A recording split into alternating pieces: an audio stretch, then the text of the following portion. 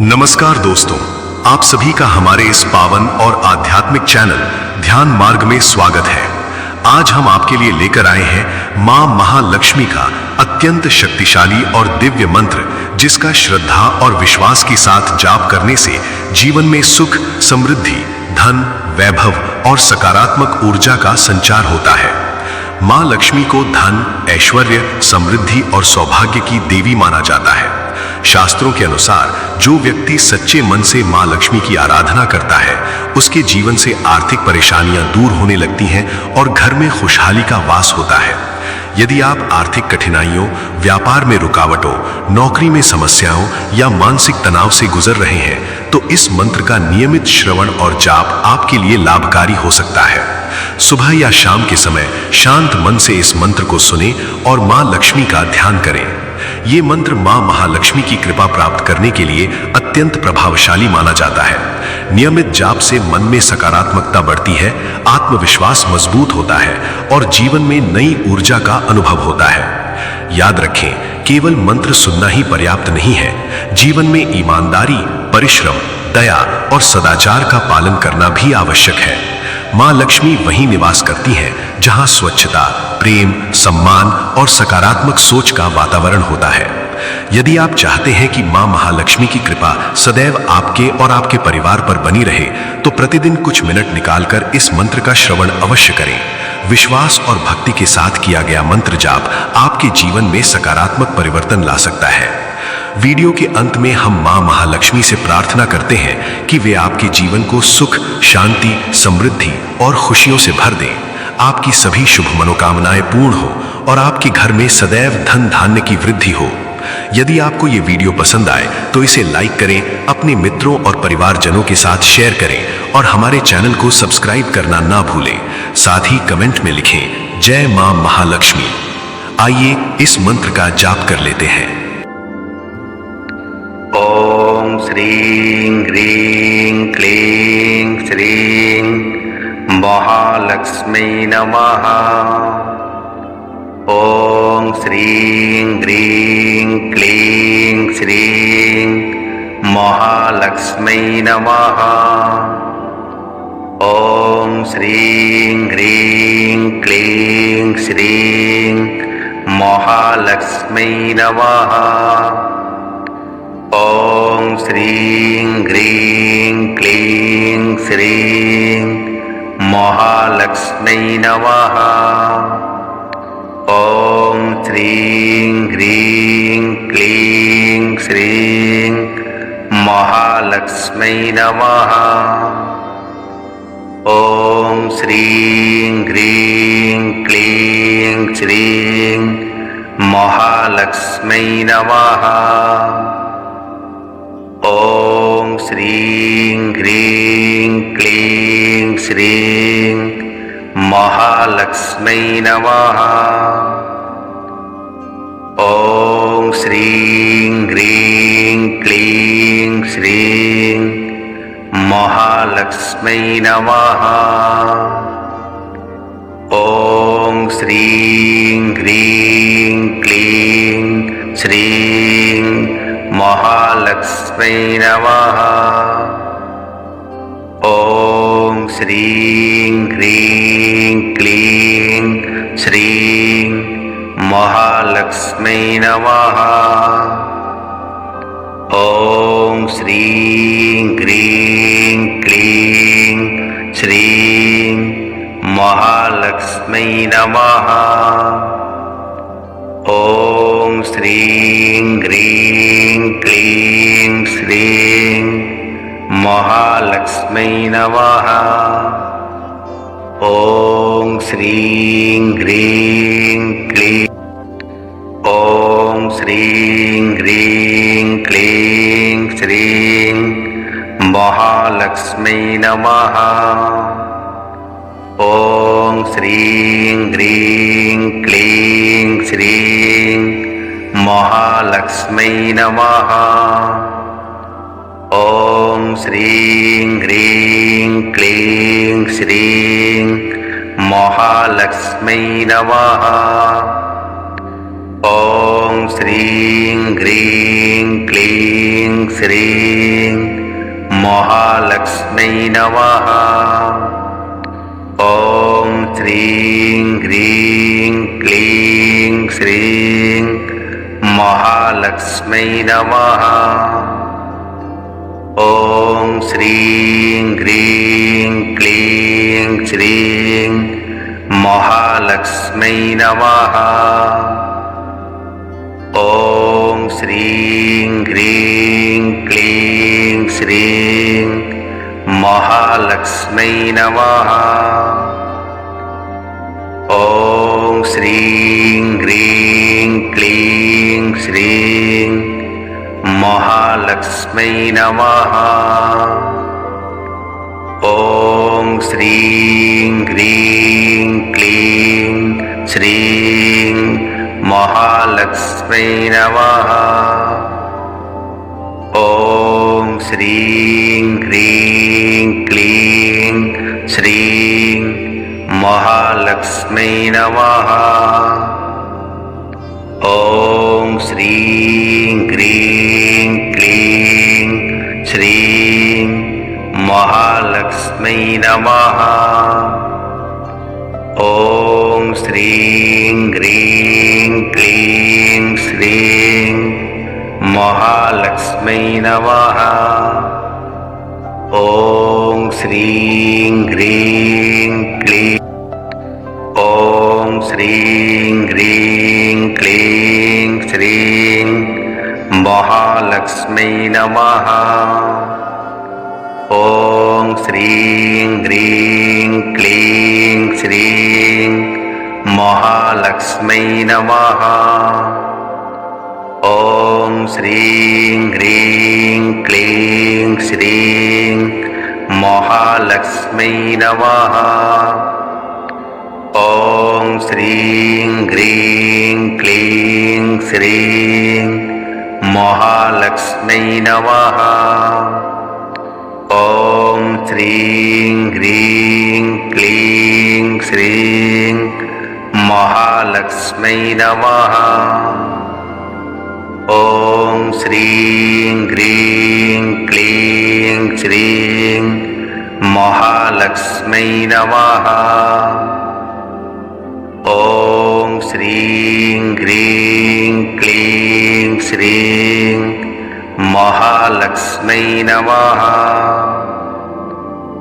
ॐ श्रीं ह्रीं क्लीं श्रीं महालक्ष्म्यै नमः। ॐ श्रीं ह्रीं क्लीं श्रीं महालक्ष्म्यै नमः। ॐ श्रीं ह्रीं क्लीं श्रीं महालक्ष्म्यै नमः। ॐ श्रीं ह्रीं क्लीं श्रीं महालक्ष्म्यै नमः। ॐ श्रीं ह्रीं क्लीं श्रीं महालक्ष्म्यै नमः। ॐ श्रीं ह्रीं क्लीं ॐ श्रीं ह्रीं क्लीं श्रीं महालक्ष्म्यै नमः। ॐ श्रीं ह्रीं क्लीं श्रीं महालक्ष्म्यै नमः। ॐ श्रीं ह्रीं क्लीं श्रीं महालक्ष्म्यै नमः। ॐ श्रीं ह्रीं क्लीं श्रीं महालक्ष्म्यै नमः। ॐ श्रीं ह्रीं क्लीं श्रीं महालक्ष्म्यै नमः। ॐ श्रीं ह्रीं क्लीं श्रीं महालक्ष्म्यै नमः। ॐ श्रीं ह्रीं क्लीं श्रीं महालक्ष्मै नमः।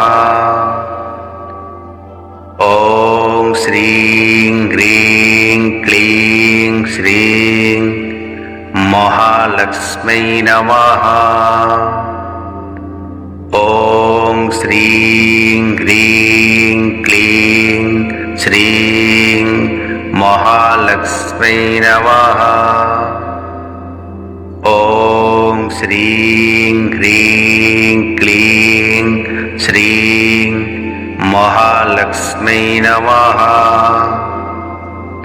ॐ श्रीं ह्रीं क्लीं श्रीं महालक्ष्मै नमः। ॐ श्रीं ह्रीं क्लीं श्रीं महालक्ष्मै नमः। ॐ श्रीं ह्रीं क्लीं ॐ श्रीं ह्रीं क्लीं श्रीं महालक्ष्मै नमः। ॐ श्रीं ह्रीं क्लीं श्रीं महालक्ष्मै नमः। ॐ श्रीं ह्रीं क्लीं श्रीं महालक्ष्मै नमः। ॐ श्रीं ह्रीं क्लीं श्रीं महालक्ष्मै नमः। ॐ श्रीं ह्रीं क्लीं श्रीं महालक्ष्मै नमः। ॐ श्रीं ह्रीं क्लीं श्रीं महालक्ष्मै नमः। ॐ श्रीं ह्रीं क्लीं श्रीं महालक्ष्मै नमः। ॐ श्रीं ह्रीं क्लीं श्रीं महालक्ष्मै नमः। ॐ श्रीं ह्रीं क्लीं श्रीं महालक्ष्मै नमः।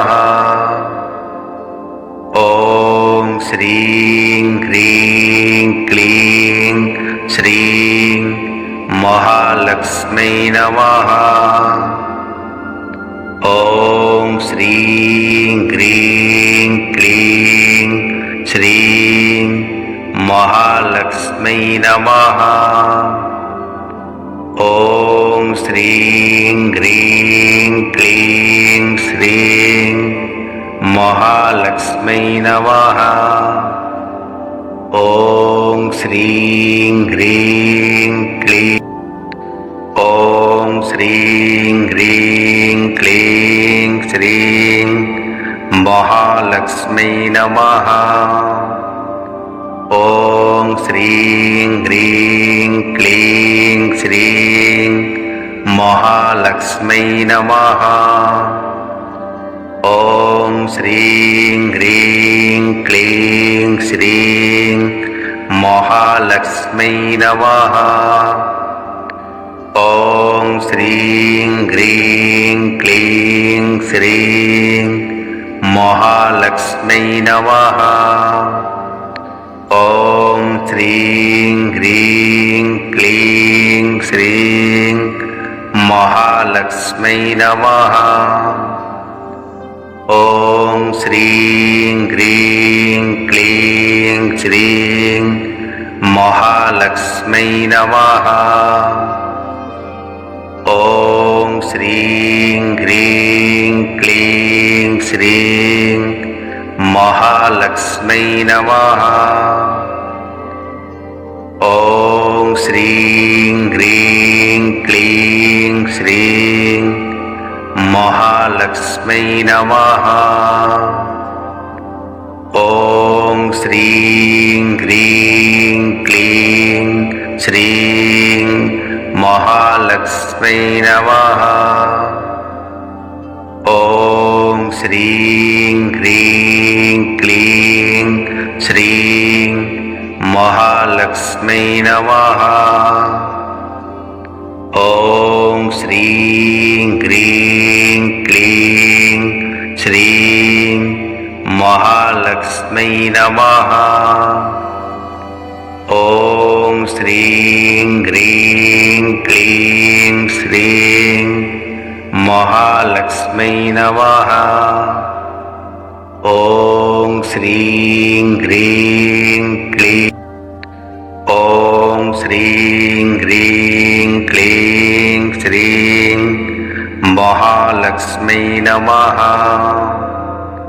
ॐ श्रीं ह्रीं क्लीं श्रीं महालक्ष्मै नमः।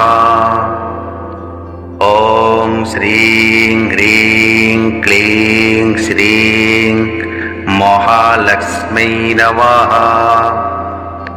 ॐ श्रीं ह्रीं क्लीं श्रीं महालक्ष्मै नमः। ॐ श्रीं ह्रीं क्लीं श्रीं महालक्ष्मै नमः। ॐ श्रीं ह्रीं क्लीं श्रीं महालक्ष्मै नमः। ॐ श्रीं ह्रीं क्लीं श्रीं महालक्ष्मै नमः। ॐ श्रीं ह्रीं क्लीं श्रीं महालक्ष्मै नमः। ॐ श्रीं ह्रीं क्लीं श्रीं महालक्ष्मै नमः। ॐ श्रीं ह्रीं क्लीं श्रीं महालक्ष्मै नमः। ॐ श्रीं ह्रीं क्लीं श्रीं महालक्ष्मै नमः। ॐ श्रीं ह्रीं क्लीं श्रीं महालक्ष्मै नमः। ॐ श्रीं ह्रीं क्लीं ॐ श्रीं ह्रीं क्लीं श्रीं महालक्ष्मै नमः। ॐ श्रीं ह्रीं क्लीं श्रीं महालक्ष्मै नमः। ॐ श्रीं ह्रीं क्लीं श्रीं महालक्ष्मै नमः। ॐ श्रीं ह्रीं क्लीं श्रीं महालक्ष्मै नमः। ॐ श्रीं ह्रीं क्लीं श्रीं महालक्ष्मै नमः।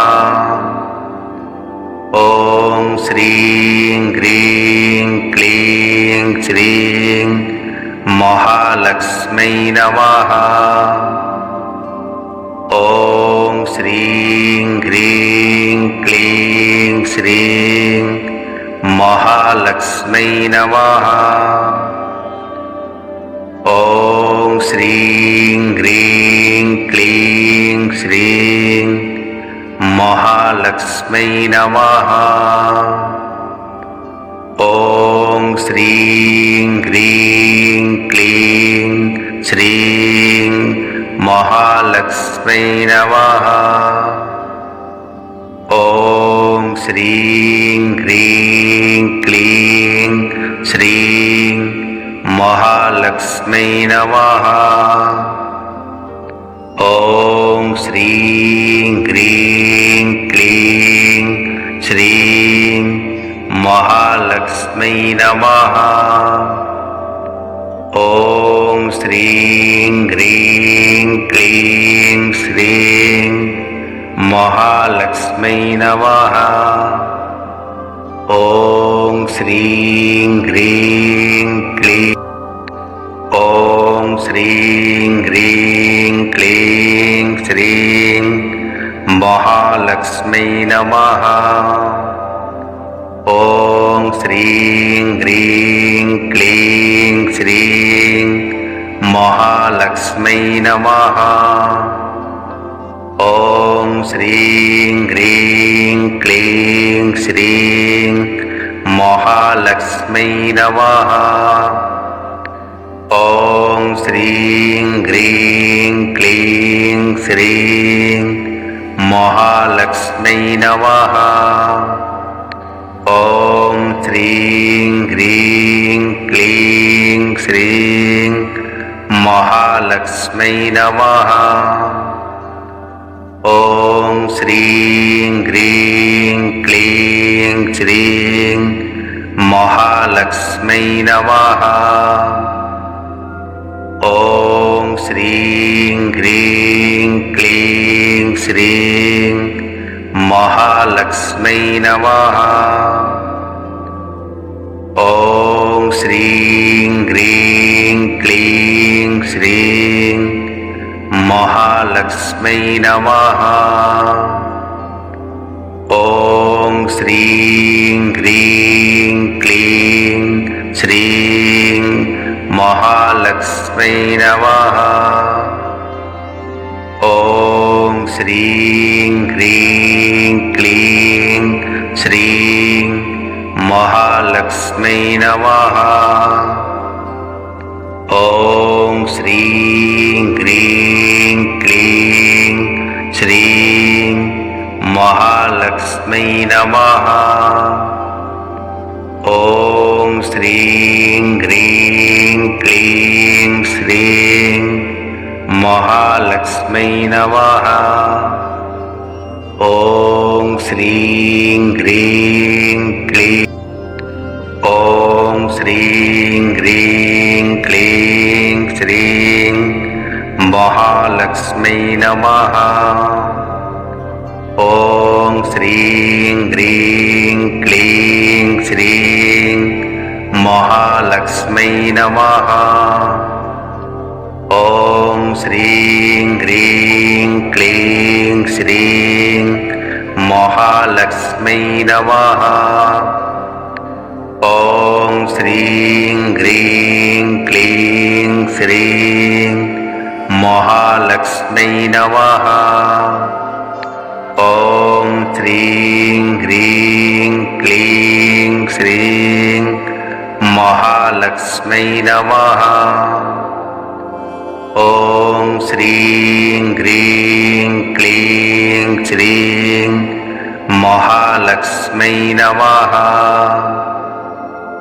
ॐ श्रीं ह्रीं क्लीं श्रीं महालक्ष्मै नमः।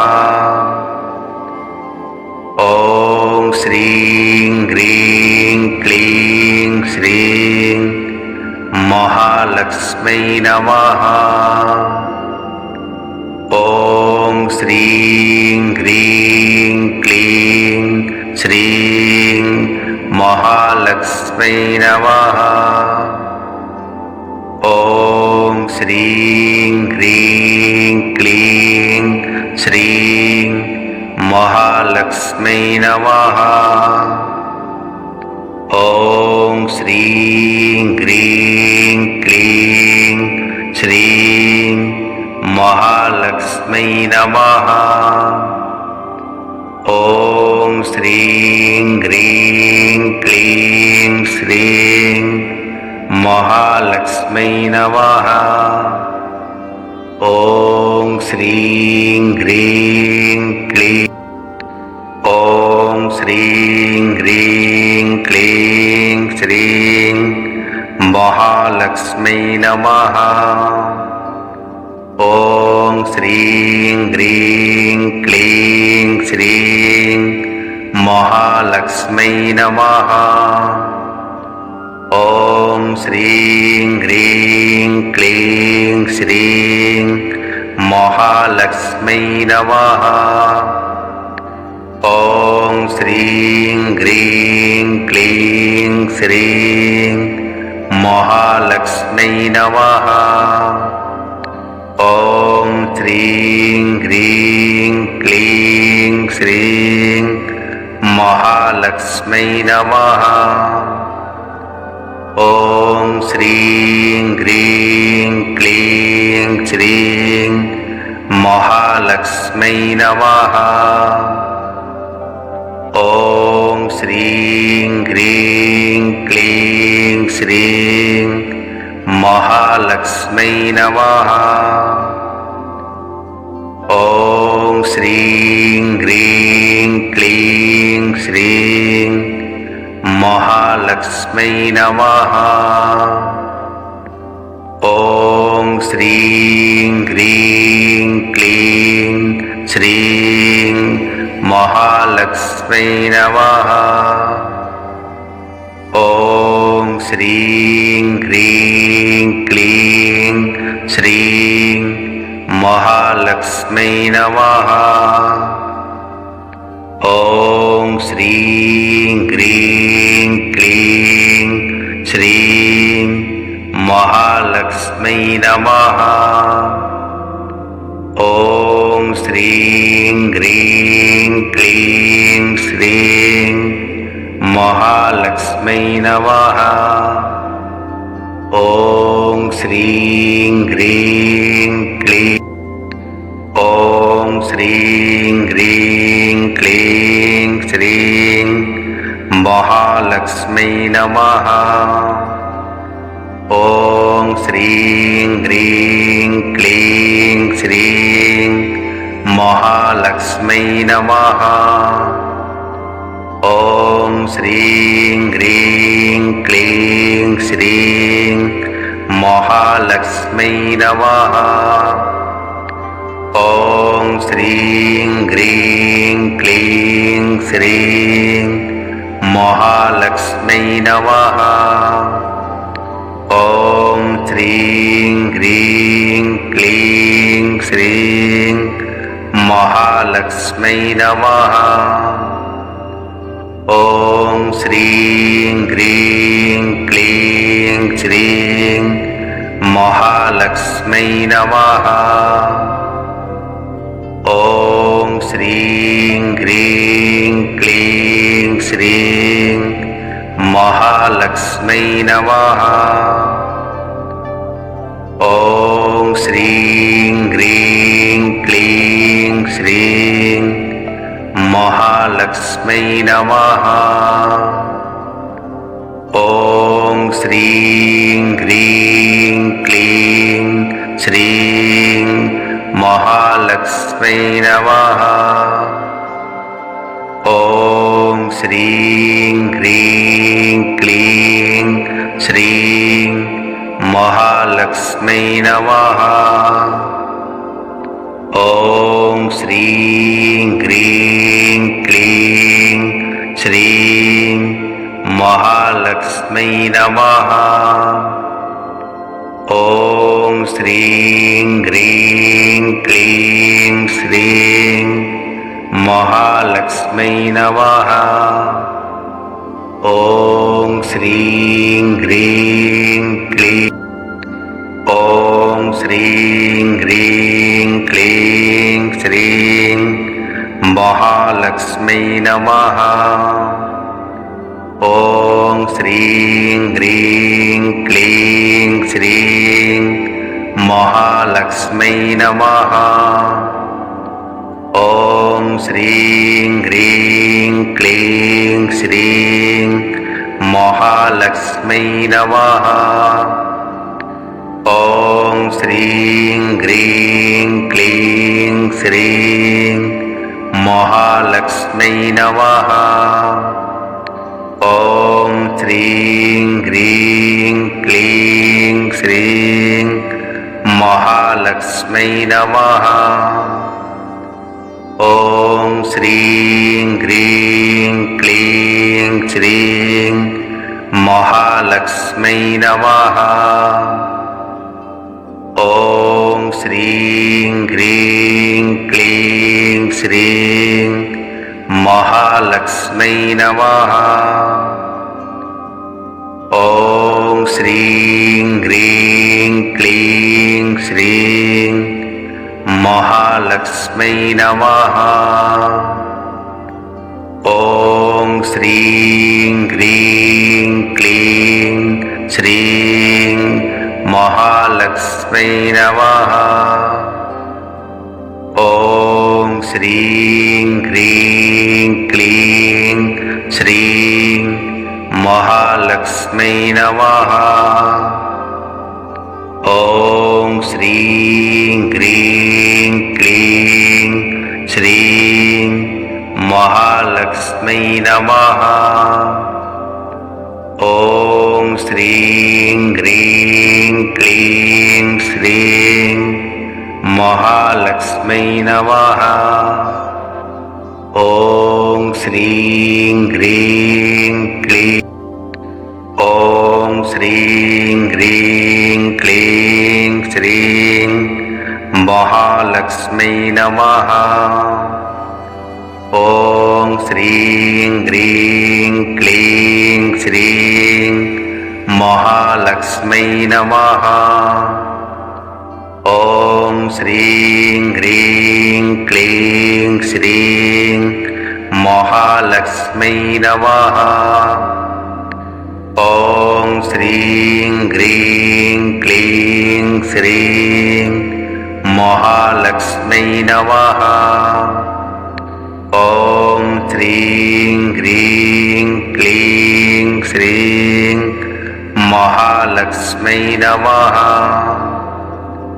ॐ श्रीं ह्रीं क्लीं श्रीं महालक्ष्मी नमः। ॐ श्रीं ह्रीं क्लीं श्रीं महालक्ष्मी नमः। ॐ श्रीं ह्रीं क्लीं श्रीं महालक्ष्मी नमः। ॐ श्रीं ह्रीं क्लीं श्रीं महालक्ष्मी नमः। ॐ श्रीं ह्रीं क्लीं श्रीं महालक्ष्मी नमः। ॐ श्रीं ह्रीं क्लीं श्रीं महालक्ष्मी नमः। ॐ श्रीं ह्रीं क्लीं श्रीं महालक्ष्मी नमः। ॐ श्रीं ह्रीं क्लीं ॐ श्रीं ह्रीं क्लीं श्रीं महालक्ष्मी नमः।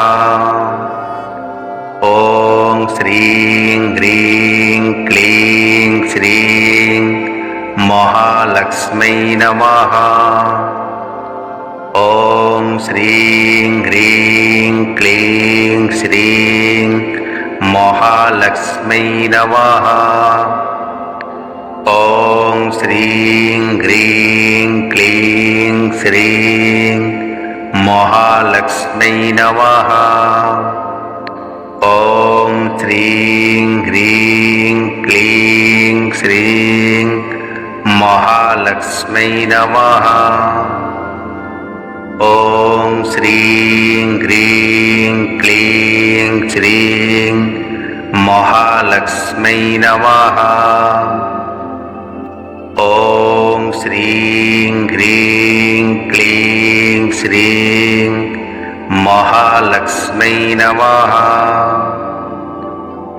ॐ श्रीं ह्रीं क्लीं श्रीं महालक्ष्मी नमः। ॐ श्रीं ह्रीं क्लीं श्रीं महालक्ष्मी नमः। ॐ श्रीं ह्रीं क्लीं श्रीं महालक्ष्मी नमः। ॐ श्रीं ह्रीं क्लीं श्रीं महालक्ष्मी नमः।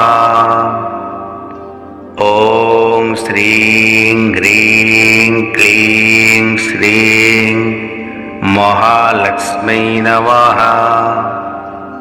ॐ श्रीं ह्रीं क्लीं श्रीं महालक्ष्मै नमः। ॐ श्रीं ह्रीं क्लीं श्रीं महालक्ष्मै नमः। ॐ श्रीं ह्रीं क्लीं श्रीं महालक्ष्मै नमः। ॐ श्रीं ह्रीं क्लीं श्रीं महालक्ष्मै नमः। ॐ श्रीं ह्रीं क्लीं श्रीं महालक्ष्मै नमः। ॐ श्रीं ह्रीं क्लीं श्रीं महालक्ष्मै नमः।